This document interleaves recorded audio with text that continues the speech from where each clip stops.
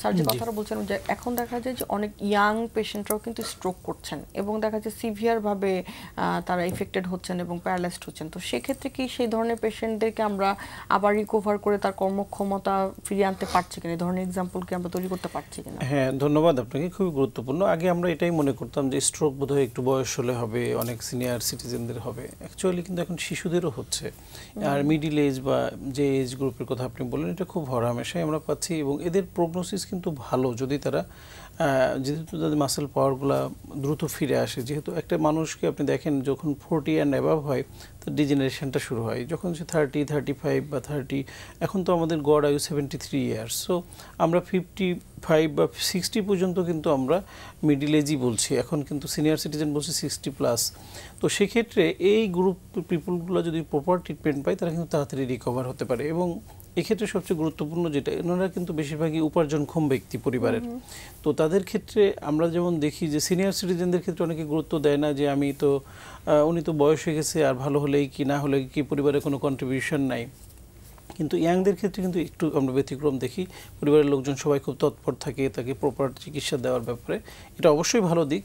তো এটা আমরা দেখি যে তারা যদি প্রপার ট্রিটমেন্ট নেয় আমরা অনেক রোগী ভালো হয়ে যেতে দেখছি।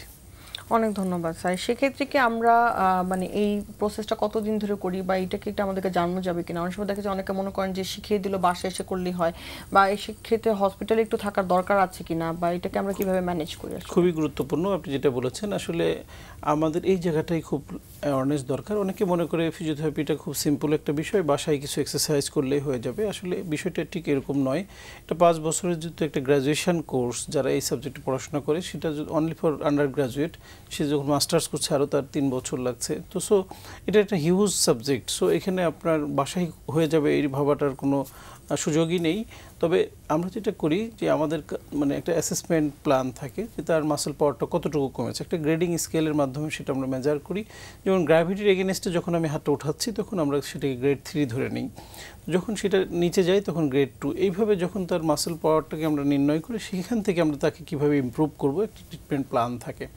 সেক্ষেত্রে দেখা যায় যে তার কিছু যেমন মেডিকেশন তো থাকেই, এর পাশাপাশি তার আমরা কিছু ইলেকট্রোথেরাপি ইউজ করি যেটার মাধ্যমে নার্ভগুলোকে স্টিমুলেট করা। এরপর গ্র্যাজুয়ালি কিছু প্রোগ্রেসিভ এক্সারসাইজ থাকে, তার মাসেল পাওয়ার স্ট্রেনথেনিং করা, শক্তি বাড়ানো, তার গেট ট্রেনিং, ইভেন ওভারঅল তার কাজে ফিরে যাওয়া পর্যন্ত। যেমন সে একটু হয়তো স্মুথ কাজ করতো, যে তার কম্পিউটারে কাজ করা, লেখালেখি করা, বা ইভেন সে একটা আর্টিস্ট, তার ওই কাজটাকে ফিরে পাওয়ার জন্য তার কিন্তু অকুপেশনাল থেরাপিও লাগে।